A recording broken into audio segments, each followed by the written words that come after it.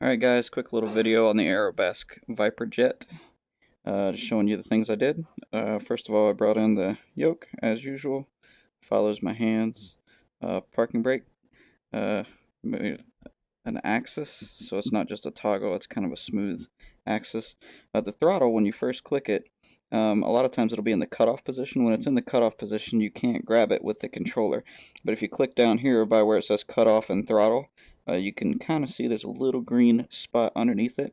When you click it, it allows it to be slidable. And when you click it again, it cuts it off and then doesn't allow you to grab it. So it's just kind of a little, some hide show hackery I did in the cockpit OBJ. So let's go ahead and get it turned on. We'll put the GPU on, the battery, igniter, boost pump. Since we got the GPU on, we'll throw the avionics on and make sure the canopy's closed, make sure the canopy seal is on.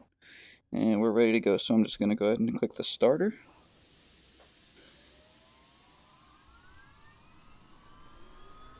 Hold it down.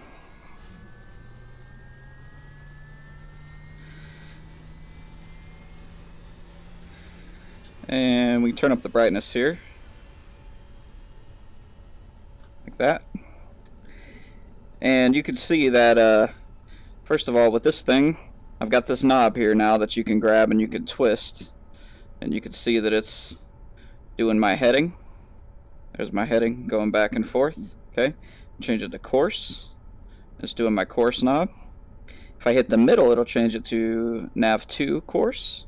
It'll do nav 2's course. And if I hit the middle again, it'll be GPS, but then you see it goes away, the knob goes away. There's nothing to turn on the GPS because I would do that over here. Go back to nav, the knob goes back to course. I hit baro, and the knob does the barometric pressure right there.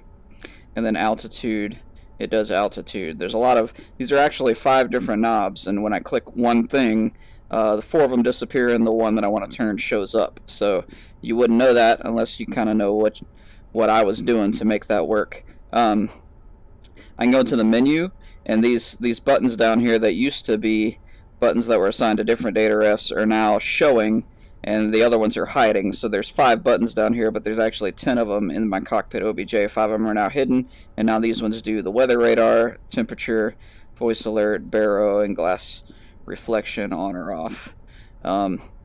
Everything else is pretty standard. I can fly this thing, I can hand fly it if I want to, and take the GPU off. Okay, I put some hotspots. There's a teleport hotspot here. Okay, and then if I want to go back to the instructor station, all I have to do is take this controller and I just aim it over my shoulder. I can aim it either over my right shoulder or my left shoulder. I made the hotspot back there really sticky, so you don't even have to look. You just stay looking forward right into the instructor station. And it puts me right here. And from here, one thing I can't do is I can't use the stick from the instructor station.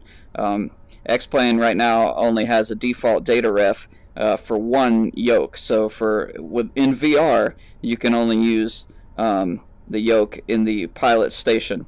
If you have a hardware yoke, this will work just fine, but I just can't grab it in VR. However, I can grab this, the throttle. I can still do the speed brakes. By the way, that's not an axis line anymore. It's following my controller perfectly. Same thing with flaps. The flaps go up and down the way they should. Go back here to the pilot station, and you can see they do their thing. So I just took everything that was just a little bit strange and tuned it up nicely. You know what I mean? Just got it all ready to roll. It's a fun aircraft. I had a lot of fun with it, so I hope you guys enjoy. Thanks.